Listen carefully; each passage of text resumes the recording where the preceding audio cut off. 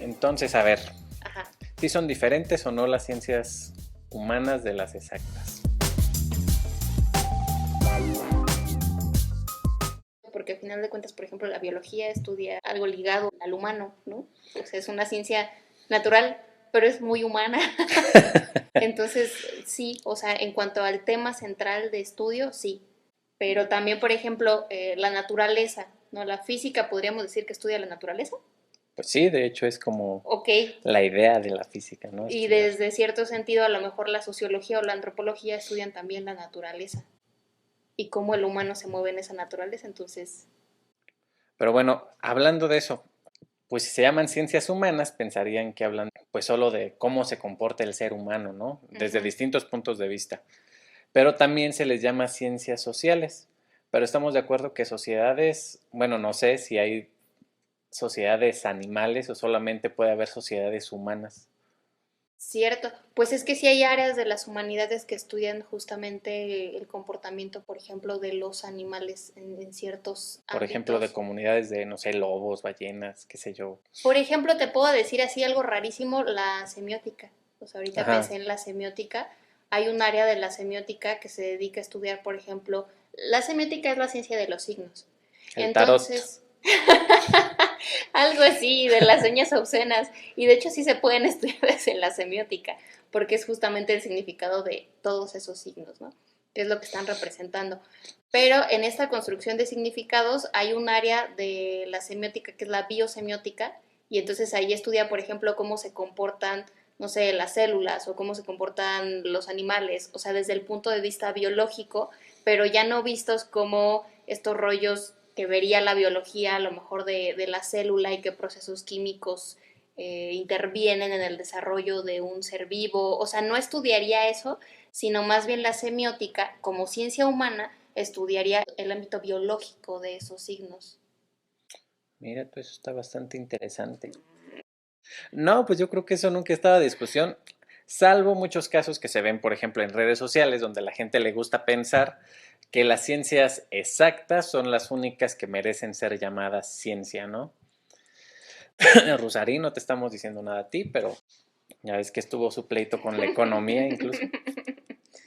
Y con Pero, otras, ¿no? O sea, también, por ejemplo, en la psicología seguido escucho esto de que no es bueno, una ciencia. ujú, ahí habría que platicar con psicólogos y psiquiatras a ver Yo creo que todos qué los tanto opinan. psicólogos y psiquiatras experimentales se molestarían incluso con la pregunta, Tienes razón. porque claro que hacen ciencia e incluso experimental.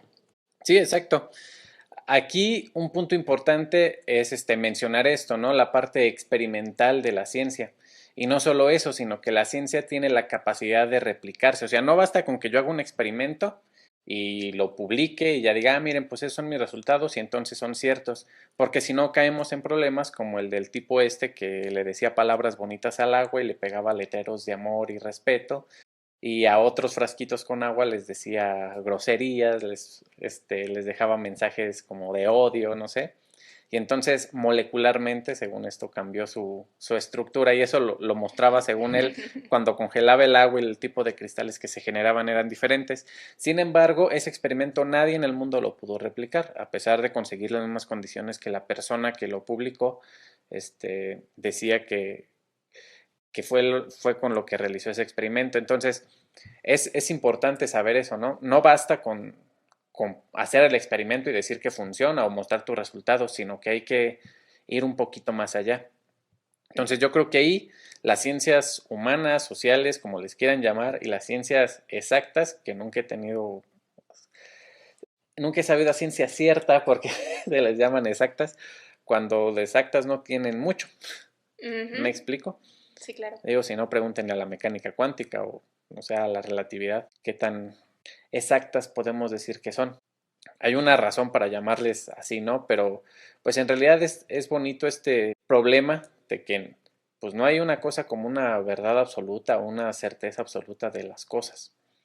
Si viviéramos en el siglo XVIII, bueno, el siglo XIX, ya casi llegando al 1900, se pensaba que la física ya estaba acabada, ¿no? O sea, que ya lo único que se tenía por hacer en la física era ser más exactos. Ahí sí, lo que quedaba por encontrar eran las constantes a una mayor exactitud, todo Mm. esto. hasta que hubo alguien que dijo, oigan, pero hay dos experimentos que no podemos explicar. Y pues a partir de esos dos experimentos nace la mecánica cuántica, nace la relatividad y pues nacen todas las tecnologías que tenemos hoy en día. Entonces, al final del día, la parte importante en las ciencias, creo yo, es hacer preguntas y saber hacer preguntas. O sea, habrá quien las responda, obviamente es muy importante responder las preguntas, ¿no? Pero el dar con la pregunta adecuada también es muy importante y creo que ambas Sí. ciencias tienen ese punto en común. No sé, por ejemplo, en la lingüística, si haya alguien que crea, por ejemplo, que diga, no, no, no, es que tú no puedes decir aiga, ¿no? O sea, que ahorita yo hubiera dicho, es que en la lingüística haya alguien que cree tal o cual cosa. Y entonces alguien llega y me corrige, no, no, no, la Real Academia de la Lengua Española dice que, y entonces eso parecería que es la ciencia que me dice cómo hablar. Cuando no es así. Ujú. Ujú. No sé, ¿qué nos puede decir una lingüista al respecto?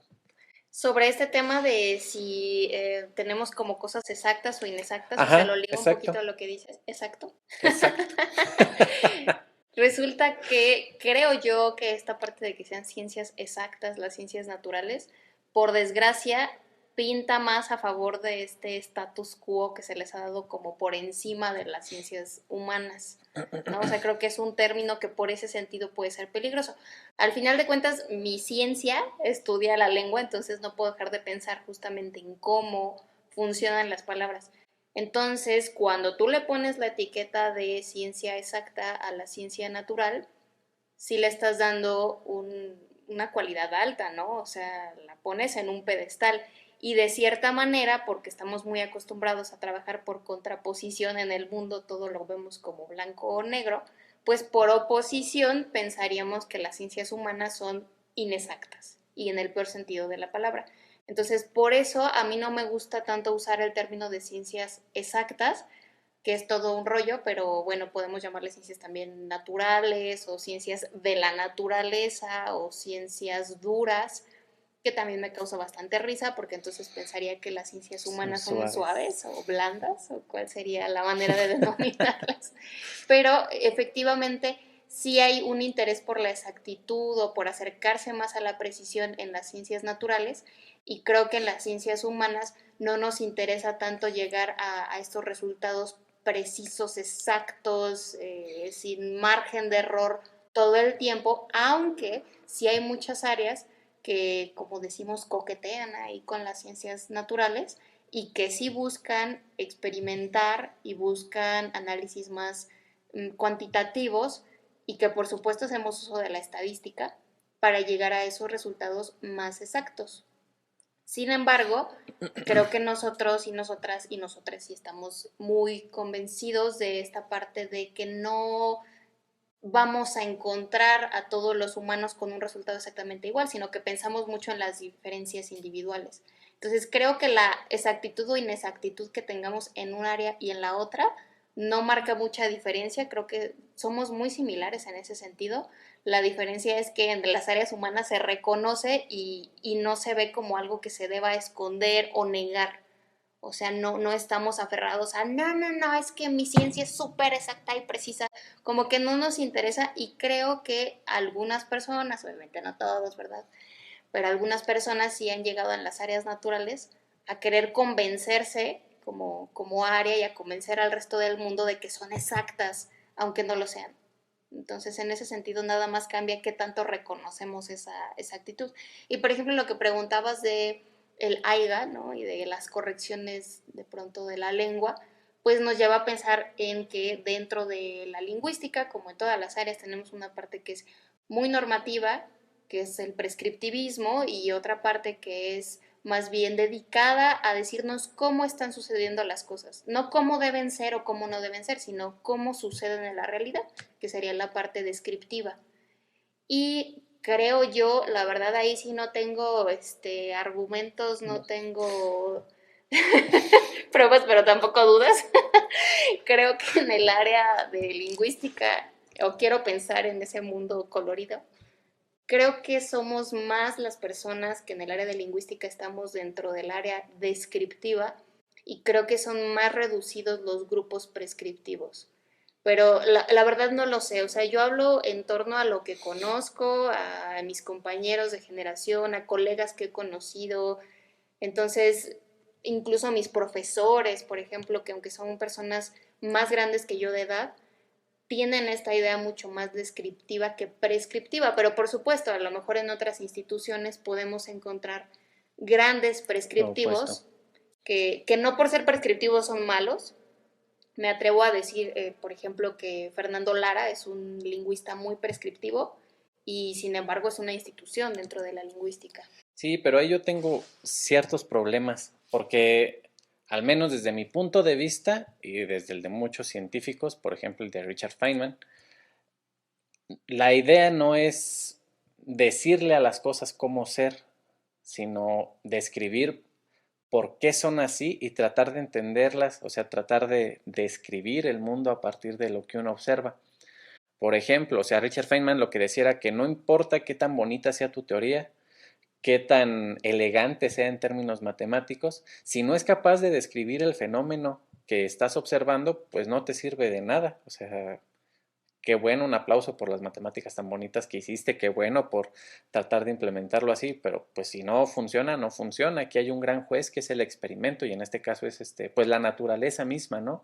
¿Y por qué? Porque es lo que queremos describir. Nuevamente, vuelvo a esta idea que se tenía a finales bueno, a inicios del siglo XX, en el que pues, ya se pensaba que todo lo que se podía hacer en físicas ya se había hecho, y sin embargo, había algunos temas, dos experimentos que no se podían explicar, la radiación del cuerpo negro y el efecto fotoeléctrico. O sea, no podían explicar estos dos fenómenos. Y a partir de decir, bueno, si mi teoría no funciona, algo extra debe haber, alguna solución diferente debe haber. Y empiezan a hacer preguntas, preguntas, preguntas, empiezan a salir respuestas y respuestas y respuestas, que incluso cuando salieron dichas respuestas los tacharon de incluso ridículos, pero pues al final el experimento dijo, tienen razón. Y ahí no puedes hacer mucho, ¿no? Cuando Einstein propone su teoría de la relatividad general, bueno, la mayoría de los científicos de la época lo tacharon de una ridiculez y el experimento dijo lo contrario.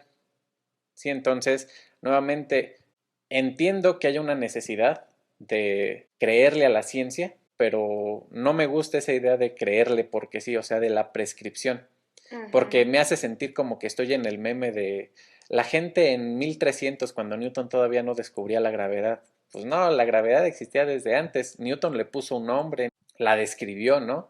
Ujú. Pero no fue como que Newton ya la inventó y a partir de ahí ya todo empezó a pasar así. La mecánica cuántica no es como que a partir de que alguien la inventó, pues ya los electrones empezaron a actuar de diferente manera y las moléculas de diferente manera. No, esas cosas ya pasaban así, Ujú. solamente no lo sabíamos, Ujú. ¿sí? Exacto. Es como, no sé, decir que no sé, hablando de palabras, ¿no? No sé cómo decían los colores antes de que hubiera palabras. Es una cosa que a mí luego me causa mucho interés. ¿Cómo le decías a alguien lo que viste cuando no había palabras? Sí. Y ahora que mencionas eso, me causa curiosidad el asunto que siempre está en tanta discusión de qué palabras usamos, ¿no? Sin entrar en detalles, pero qué palabras usamos y si está bien o no, si es solo parte de un movimiento político que busca reivindicar a ciertos grupos vulnerados y históricamente maltratados. Y en esta descripción de lo que sucede, pues podríamos ver que en realidad pues las palabras las escogemos todos nosotros, ¿no? Como hablantes. Entonces, no hay como tal una tabla donde nos hayan dicho cómo se va a llamar cada cosa en el mundo y entonces tenemos que seguir aquello que está ahí, que ahora le llamamos diccionario, ¿no? A eso que consideramos erróneamente una tabla que debe dictar cómo hablamos.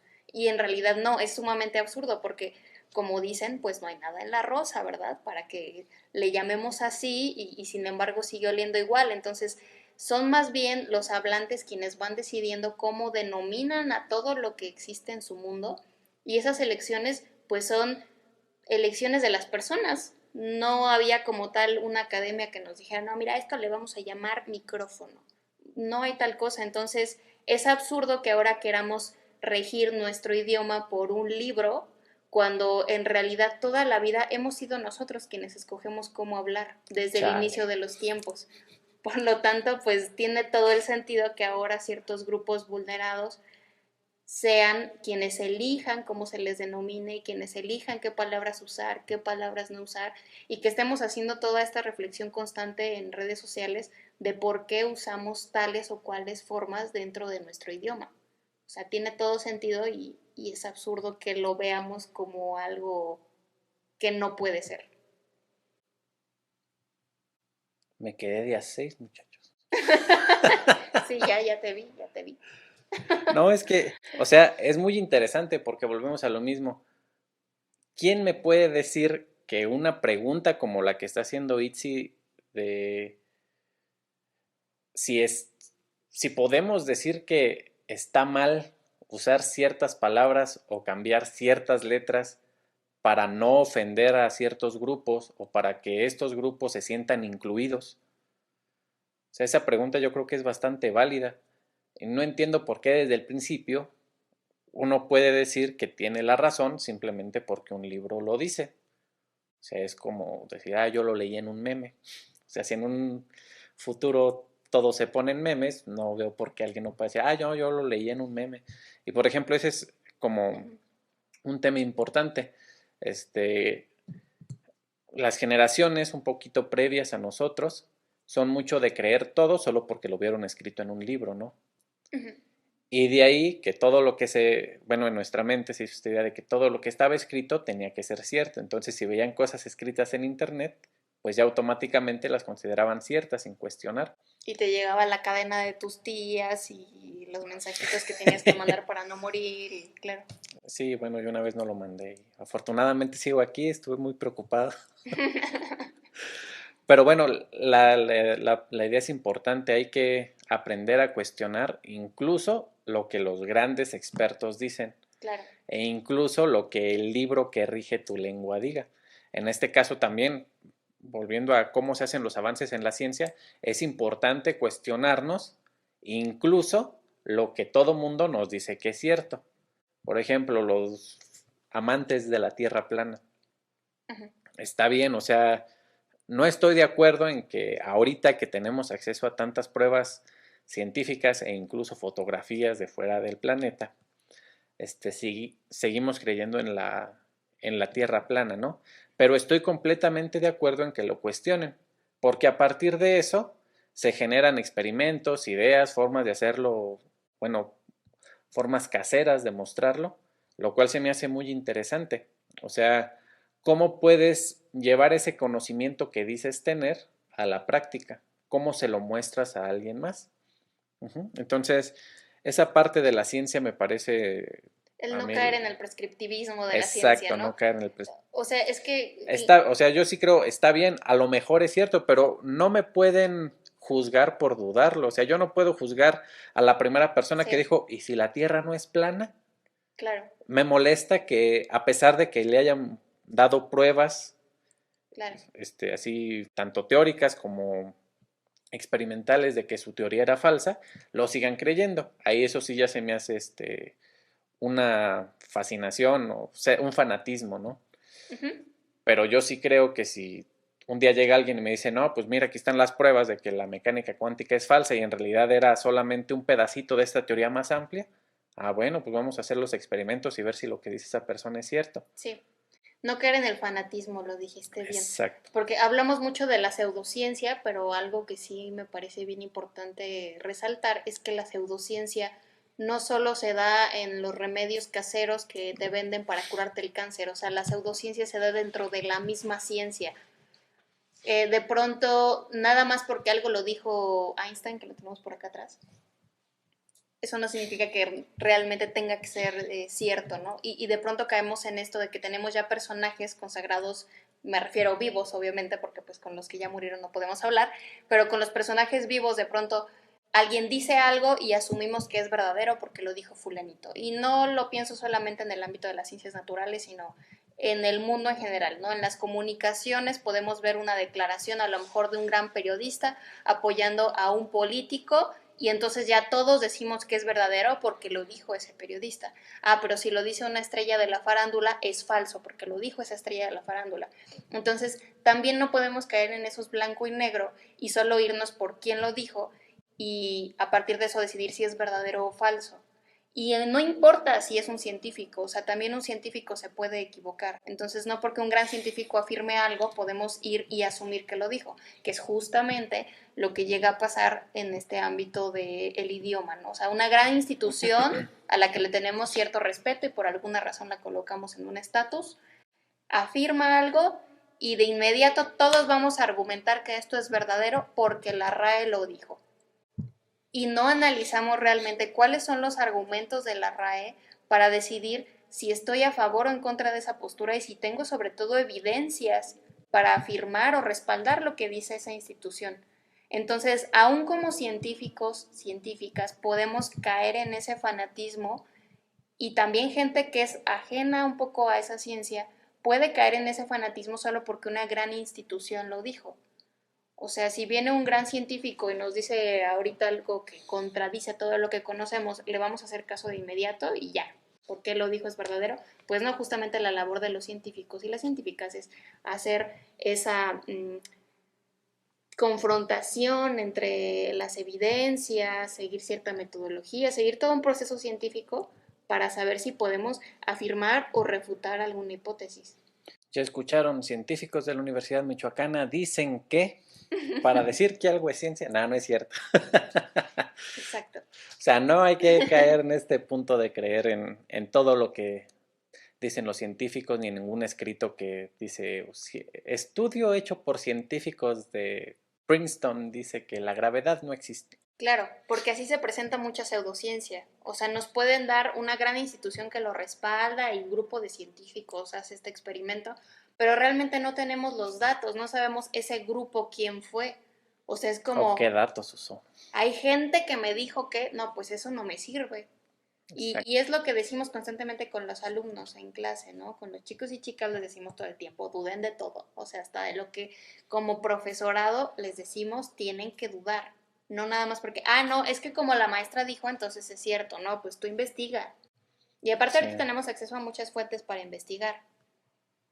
No, y además es importante en las clases cuando un alumno es el que cuestiona, es bien, bien interesante porque el conocimiento se amplía y los mismos alumnos lo entienden mejor. O sea, cuando es un estudiante el que te dice, no, pero es que yo no entiendo exactamente por qué dicen que la relatividad funciona.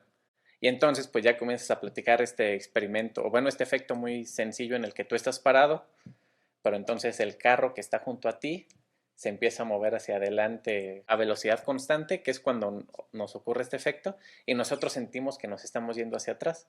O sea, eso es un efecto que nosotros estamos sintiendo, pero si nosotros medimos la velocidad de ese auto, como es nuestro sistema de referencia y por eso tenemos esa sensación, nosotros mediríamos que sí, si nosotros consideramos que ese objeto está quieto, nosotros nos estamos moviendo hacia atrás con cierta velocidad. Si nosotros nos cambiamos de sistema de referencia y decimos, no, es que la calle, o sea, el camino en el que estaban ambos carros es el sistema de referencia, pues entonces ahí respecto a cierto punto, no sé, alguna casa, algún edificio, sí, obviamente era el otro carro el que se estaba moviendo y así podemos comenzar a hacer pláticas e incluso a partir de eso comenzar a entender física más avanzada, otra vez como la relatividad de Einstein, que es de lo que la gente siempre quiere hablar y siempre, o bueno, al menos a mí me pasan las borracheras, no sé ustedes, pero a mí siempre que estoy en una borrachera llega alguien y me dice, a ver, tú eres físico, explícame la teoría de la relatividad, porque yo no, creo que nunca la entenderé. Yo, no, pues que ya lo aplicas, o sea, si siempre has visto cómo se ven estos efectos cuando un carro se acerca a ti, cuando un carro se aleja de ti, y ves cómo a veces se ve que está más rápido, como un carro cuando te está rebasando parece que lo hace muy lento, pero en realidad su velocidad tiene que ser mayor que la tuya para poder hacerlo, ¿no? Entonces, si tú ibas a 100 kilómetros por hora, el otro debía ir al menos a 101 kilómetros por hora para poder rebasarte en algún momento. Y esas son las cosas que nos hacen comenzar a pensar. Me parece interesante que cuando estamos borrachos la gente quiere pensar más, pero siempre pasa, ¿no? Y entonces a lo que iba es que cuando tú te haces la pregunta, empiezas a cuestionar incluso las respuestas que te dan. Ujú. Y esto es muy importante porque nos evita caer en la pseudociencia. Y este es otro punto que me gusta tocar porque cuando hablamos de pseudociencia, bueno, usualmente se presentan haciendo uso de cosas que sí están verificadas, que si tú vas y revisas en internet hay un montón de estudios, un montón de artículos, un montón de divulgadores que lo explican, pero luego usan ese término y lo aplican en algo que no tiene nada Ajá. que ver. Por ejemplo, el famoso salto cuántico, ¿sí? O sea, si ustedes van a los libros de mecánica cuántica o cualquier canal de divulgación, van a encontrar que les explican, bueno, lo que pasa es que la energía está dada por, bueno, la energía de un fotón, de un electrón, está dada por cuantos, ¿no? O por pequeños paquetitos de energía, que es básicamente lo que nos platican. Y ya explican las razones para decir eso y se van al experimento del cuerpo negro, lo trabajan, lo explican. Y ya a partir de ahí ya se generan estas funciones de onda para las partículas también y ya se hace toda una teoría. Ujú. Pero aquí el punto importante es que siempre están hablando de partículas puntuales. Llega alguien y dice, bueno, entonces es que para tener energías altas, como la energía tiene que ver con la frecuencia, hay que vibrar alto. Bueno, ¿y qué quiere decir vibrar alto en un sistema del tamaño de un ser humano? ¿Me explico? O tu enfermedad es porque no estás vibrando a la frecuencia adecuada. Bueno, ¿y cómo cambio la frecuencia? ¿Cómo mides la frecuencia en la que vibra una persona? O sea, eso se dice fácil, pero no es tan sencillo como decirlo. Sí. O luego, es que la conciencia va a dar un salto cuántico. Y ya te dicen, o sea, cuando te lo platican, ya te lo explican bien. O sea, si te dicen, mira, es que tu conciencia tiene cierto nivel y no se da de forma continua, o sea, no vas creciendo en tu conciencia, sino que de repente te iluminas y ya eres otra persona, ¿no? Pues sí, eso es un salto cuántico, pero no es un salto cuántico que se refiere a las energías y a la teoría de la mecánica cuántica. Utilizaron el término cuántico En otro en contexto, otro contexto. totalmente distinto y sin argumento. Y bueno, ahí es donde ya se empieza a generar pseudociencia porque al decirte que lo que te venden o el libro del que te están platicando habla de un salto cuántico, tu mente automáticamente se va a la mecánica cuántica y te hace sentir que está avalado por estudios científicos, El poder del lenguaje. por ejemplo. Sí, y es muy importante el lenguaje en la pseudociencia, porque justo es eso, es tomar palabras que sí están dentro del campo científico y extrapolarlas a un medio donde no tienen aplicación, donde no ha habido ninguna clase de observación o experimentación sistemática para poder ubicar que ese término funciona en ese ámbito. Entonces solo es robarse palabras, porque las palabras también nos dan cierto estatus. Fíjate que hay algo muy interesante que se llama los marcos mentales. Entonces, los marcos mentales son estos cuadritos que tú tienes en tu cabeza, estos escenarios donde tú ya te posicionas en un entorno a partir de ciertas palabras. Y el ejemplo típico es el del restaurante, ¿no? Entonces, si yo te digo restaurante, pues tú vas a pensar en mesas, en sillas, en meseros, o sea, ya empiezas a tener un marco que te ubica, con solo una palabra te puedes ubicar en cómo sería ese escenario. Entonces, por eso, de pronto, el tomar palabras del ámbito científico, pues es muy útil para la pseudociencia porque nos posiciona en marcos mentales que nos hacen pensar en examinación, en metodología científica, en conocimiento académico. O sea, usan esos términos y nuestra cabeza de inmediato dice, claro, o sea, esto tiene que ser real, tiene que ser muy estudiado, seguramente está avalado por la ciencia porque me suena científico y nos hace pensar en todo un entorno en el que podemos confiar en ese conocimiento. Pues creo que no se puede decir mejor. Sí, o sea, en realidad es este juego que nos hace, ¿no? Lo que, bueno, a mí me gusta juzgar a la gente de inocente, entonces nunca me ha quedado claro si lo hacen con toda la alevosía y ventaja, o sea, con toda la premeditación de saber que te van a poner en la posición de hacerte sentir como avalado por evidencia científica, o si de repente se les ocurrió y ellos mismos creyeron que así funcionaba. Claro. O Y sea, ahorita que te interrumpo, ¿te puedo sí, interrumpir? sí, sí. Sí. Es que ahorita que hablabas de eso de la evidencia científica, vuelvo al tema con el que empezamos de las ciencias naturales versus las ciencias humanas. Creo que gran parte de lo que se llega a dudar de las ciencias humanas es esta creencia de que no tenemos evidencia para lo que afirmamos. Y no se comprende que en realidad hay distintos tipos de evidencia. Muchas veces queremos tener la evidencia como algo palpable, como algo tangible, ¿no? Como mira, aquí te enseño la foto de una célula. Entonces sí existe la célula y así funciona porque aquí está la foto, la imagen. Y no necesariamente. Incluso, otra vez, en las ciencias exactas, duras, naturales, también puede haber ciertos tipos de conocimiento que no precisan de evidencias tangibles y sin embargo los creemos porque tenemos otra serie de conocimientos que le hacen así como colchoncito, ¿no? Que son como una estructura alrededor de que ayuda a respaldar ese conocimiento que está en el centro.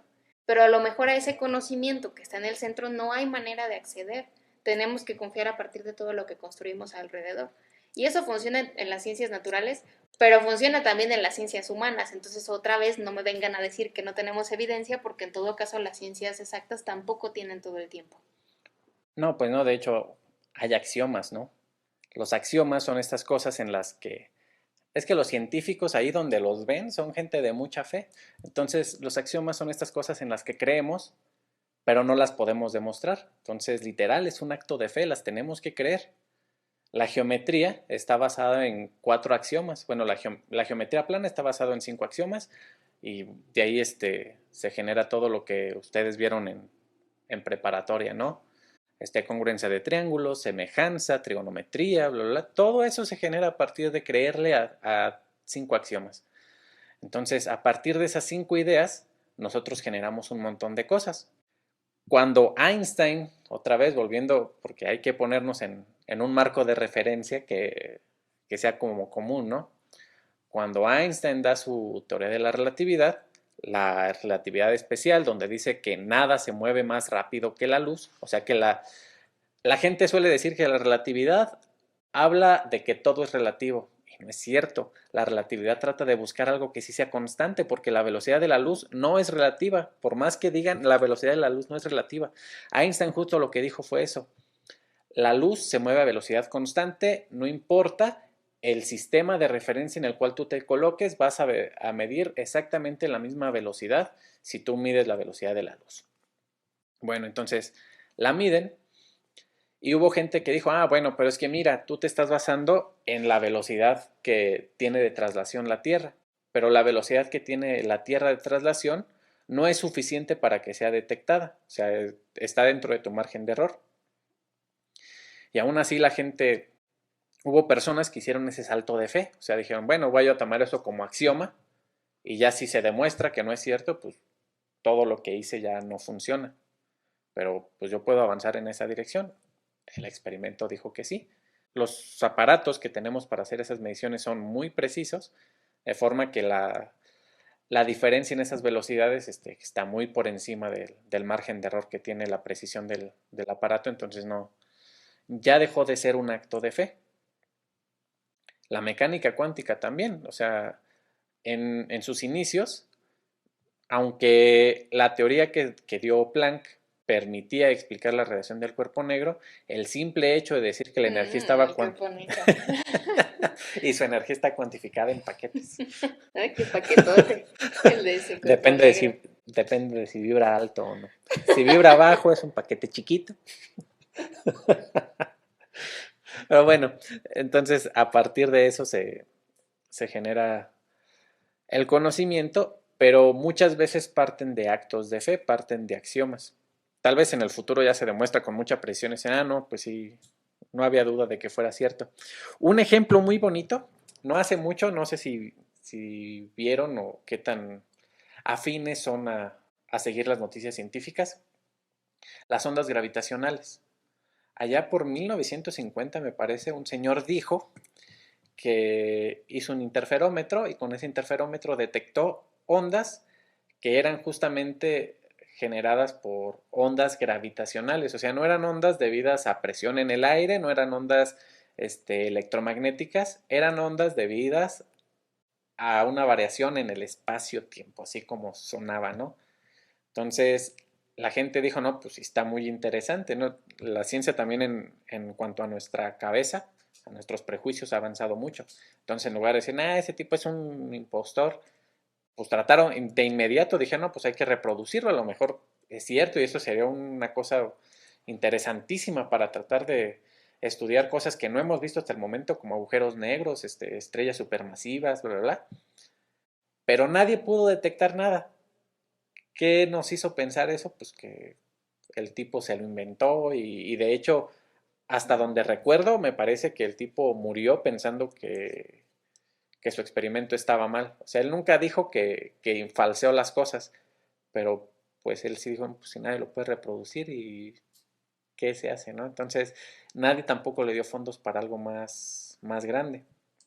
Aquí espero que alguien me pueda corroborar la información, eso es lo que yo recuerdo. Pero, Y duden de todo, sí, hasta de duden de David. todo, así que si alguien tiene la información correcta de que fue en otro año o que tal vez a él sí le dieran dinero para hacer un experimento más grande, pues por favor háganoslo saber. Igual terminando esto yo lo reviso, como en clase. Pero después se hicieron esos experimentos con interferómetros mucho más grandes, como fueron LIGO y como fue Virgo, y detectaron estas ondas gravitacionales de la colisión de dos objetos supermasivos. A pesar de que esta persona, pues en su momento se creyó que su trabajo no era real, pues hubo gente que tuvo ese salto de fe, ¿no? Que bueno, pues vamos a hacerlo más grande y a lo mejor vemos algo. Y se vio, entonces, pues resultó que era cierto y entonces tenemos esas perturbaciones en el espacio-tiempo, tenemos evidencia científica y después de 100 años de que se postuló la teoría de la relatividad general, siguen dando pruebas de que la teoría es correcta. Sí, o sea, es una cosa muy interesante, pero nuevamente, en todos lados hay estos actos de fe a partir de los cuales construimos conocimiento. Claro. Y también en todos lados hay este dudar de todo aquello que nos parece distinto a lo que conocemos. Sí, sí, eso yo creo que va a seguir pasando y me parece muy sano que así sea, porque si no, imagínate si se duda de todo y la cantidad de pseudociencia que aparece, si no dudáramos, lo Exactamente. que, lo que nos pasaría, imagínate la cantidad de gente que se hubiera intoxicado hoy en día con cloro si creyéramos todo lo que leemos o todo lo que vemos o cualquier teoría que la gente se le ocurre decir y que llegue y nos platica, no, pues sería algo bastante cruel incluso nuestra forma de vida hoy en día. Entonces sí, me parece sano esta parte de la duda, me parece deseable que la gente lo haga y me parece incluso mejor al hecho de fanatizarse y creerse todo, ¿no? Porque así como la gente se fanatiza con religiones, a mí me ha tocado ver cómo la gente se fanatiza con la ciencia. O Sí. sea, que en lugar de aportar argumentos, es que ese es un estúpido, porque no sé, bueno, tú sí me puedes demostrar que la Tierra es redonda. No, pues ya la vi, qué tal que se inventaron la foto. O Sí. sea, no, o sea, hay muchas cosas que debemos preguntarnos y que el simple hecho de preguntarnos, y aunque nosotros no demos la respuesta, ¿no? Uno puede entrar a ver videos de divulgación y ver cómo hacen el desarrollo y a mí me parece lógico lo que hacen. Digo, no, pues sí, tiene razón, me convenció. Claro, porque es lo bonito de la ciencia, que se construye a partir del conocimiento que construyen otras personas. Sí, No es una sola persona en el mundo quien tiene que descubrir absolutamente todo o exacto. describir absolutamente todo, sino que justamente por eso tenemos siempre estos apartados de el marco teórico y los antecedentes o el estado del arte, porque se trata de partir de lo que ya se avanzó, o sea, ¿para qué recorro de cero un camino que ya alguien me hizo el favor de recorrer? Exactamente, bien dijo Newton, ¿no? Hay que pararse en hombros de gigantes para ver más allá. Entonces no hay forma de que uno niegue todo lo que ya se hizo, pero para ver más allá, no nada más hay que pararse en los hombros, sino hay que llegar a esos hombros, hay que entender qué fue lo que se hizo para poder nosotros construir algo nuevo, si no estamos condenados a repetir lo que alguien más ya hizo, lo que alguien ya pensó por nosotros. Exactamente. Por ejemplo, o sea, ahí donde me ven, tengo cara de gente que le gusta el anime y yo era muy aficionado a las cartas de Yu-Gi-Oh! Entonces hubo un tiempo cuando, no sé, a lo mejor empezaban a llegar las cartas aquí a México, no sé, pero había muchas cartas que venían así en los kanjis, en japonés, ¿no? Pues nadie entendía eso, al menos no de mis amigos. y a lo más que teníamos acceso era la caricatura, ¿no? Entonces, era interesante cómo íbamos descubriendo qué hacía cada carta y cómo se usaba, a pesar de que lo que mostraban en el juego no eran como que las reglas oficiales de dicho juego, lo que mostraban en la caricatura, perdón. Entonces íbamos descubriendo cómo jugar un juego al que nos íbamos familiarizando poco a poco. A pesar de que no sabíamos qué decían las instrucciones de cada una de las cartas, fuimos poco a poco descubriendo qué hacía cada una, por qué había distintos colores, en qué momentos se usaban, en qué momentos no. Mira, así se aprende el lenguaje. Y pues, o sea, fue interesante. Y tan interesante que hablando del lenguaje hubo palabras, o sea, así símbolos, kanjis, que aprendimos a saber qué decían, a pesar de que nunca vimos una clase de japonés. Pero dijimos, no, pues si hace esto, esto debe decir esto. Y poco a poco fuimos descifrando qué decían estos simbolitos. Pero otra vez, si nosotros hubiéramos creído a ciegas lo que decían en la caricatura, pues hubiéramos pensado que ese jugaba y ya. Y pues luego resultó que no. O sea, ese Yugi se la pasaba jugando con trampas, change my mind. Pero bueno, o sea, fue bonito. Estaba yo creo que en secundaria, prepa, no sé, por esas épocas. Pero fue bonito cómo en realidad tenemos siempre esa necesidad de aprender, de dudar, hasta de crear, porque luego pues ahí se van creando estrategias, ¿no? Entonces, con lo que tienes vacilando cosas, es lo mismo en la ciencia. Tú ya tienes ciertas cosas que están ya bien fundamentadas, que ya entendiste bien, y con eso vas construyendo Las otras sistematizas. diferentes. Exacto. Eso es lo que se hace, entonces es... Y en las dos áreas de ciencia, en las naturales y en las humanas. Exacto, porque era justo lo que decías hace ratito, pues no se tiene una base que a lo mejor no podemos probar, o puede que no se puede probar, no sé, yo estoy en un punto que no estoy apto para hablar mucho de ciencias sociales, pero pues a partir de ahí empiezan a construir, que era lo que nos platicabas, y es algo que ocurre en todos los ámbitos del saber, me parece. Sí, y ahorita que estabas hablando de eso, me acordé de lo que siempre platicamos, de cómo antes las ciencias humanas y las ciencias naturales en realidad eran la misma cosa. O sea, no había como una distinción. Y si pensamos en los grandes sabios de la historia y las grandes sabias que tenemos, pues eran personas que se dedicaban a un montón de ámbitos al mismo tiempo. Era muy común que tuvieran conocimientos de distintas ciencias, ¿no? Y esto implicaba también que no había una distinción exacta o dura entre unas y otras, sino que eran así como la misma cosa, ¿no? Como que se mezclaban allí, o sea, todo era visto como conocimiento y punto, no había Exacto. ingenieros contra licenciados ni tonterías de este tipo, afortunadamente. Y gracias a eso es que hemos ido avanzando y ya separándolas un poquito, ¿no? Pero igual se separan por comodidad de la investigación, creo Sí, yo, no tanto porque realmente estén desligadas.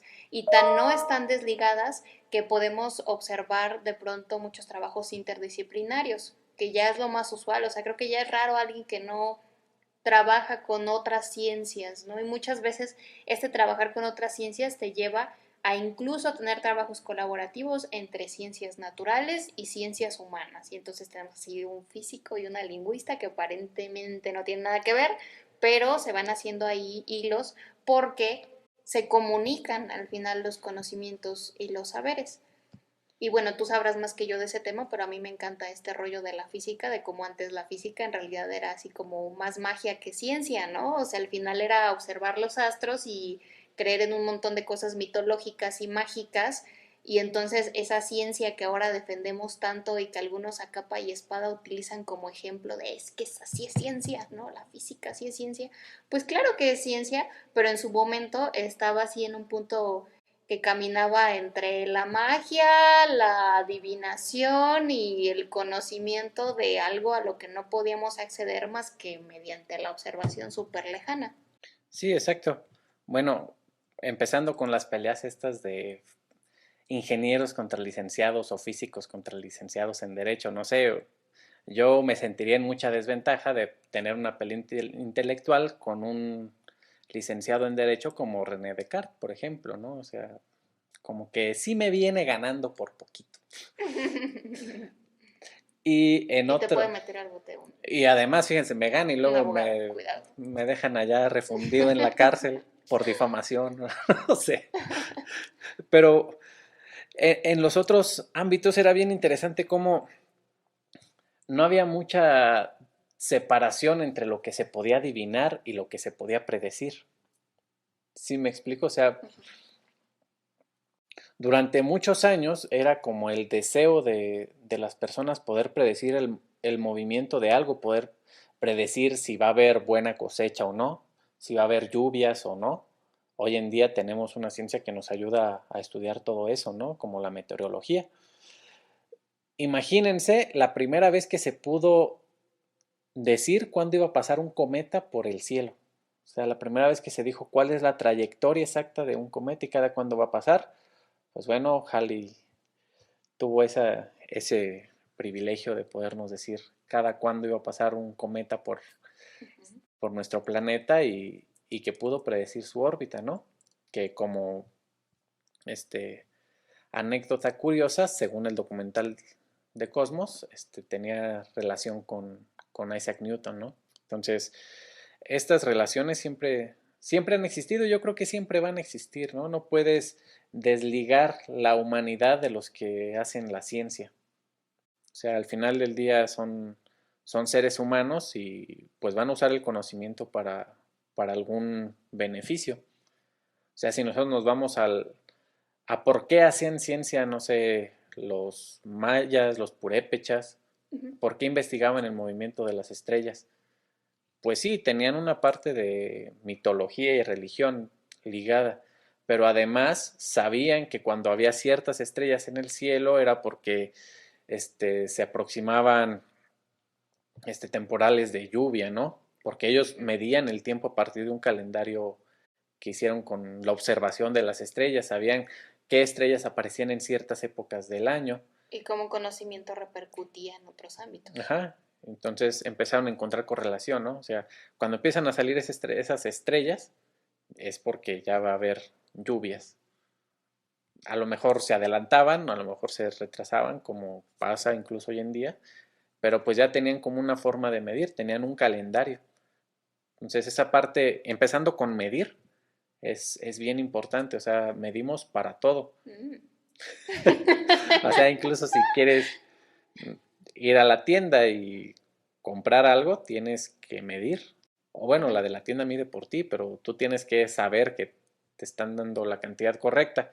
Por ejemplo, siempre me ha asombrado cómo las señoras saben, o los señores ya grandes, ¿no? En general, las personas ya de más edad, saben elegir exactamente si van por un kilo de naranjas, los meten en la bolsa y saben cuánto es el kilo, o sea, no las ponen y ya van y lo pesan y si es un kilo, o sea, a mí me asombra. ¿Por qué? Porque tienen esa capacidad de medir. Han visto tantas veces un kilo de naranjas o un kilo de limón, qué sé yo, que saben más o menos cuántos son. Claro. Lo tienen bien medido. Entonces no necesariamente tenemos que medir en kilogramos, metros, segundos, sino que tenemos que medir de otras formas, ¿no? Si no, pregúntenle al rey que decidió que su pie iba a ser la medida. Entonces, esta parte de cómo el conocimiento siempre ha estado para nosotros o cómo lo hemos buscado siempre para tratar de describir el mundo en el que vivimos y el universo en el que existimos, pues yo creo que es independiente de si te dedicas a eso como para vivir o si simplemente es por tu curiosidad. Yo conozco a muchos que son abogados, contadores, lingüistas, que siempre me hacen preguntas muy interesantes sobre ciencia, pero no sobre ciencia nada más, sino sobre la ciencia a la que yo me dedico.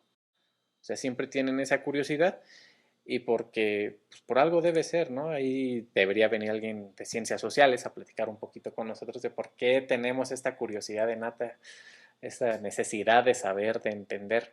Sí, para mí las preguntas más bonitas que se hacen dentro de la lingüística son las que te hacen los no lingüistas.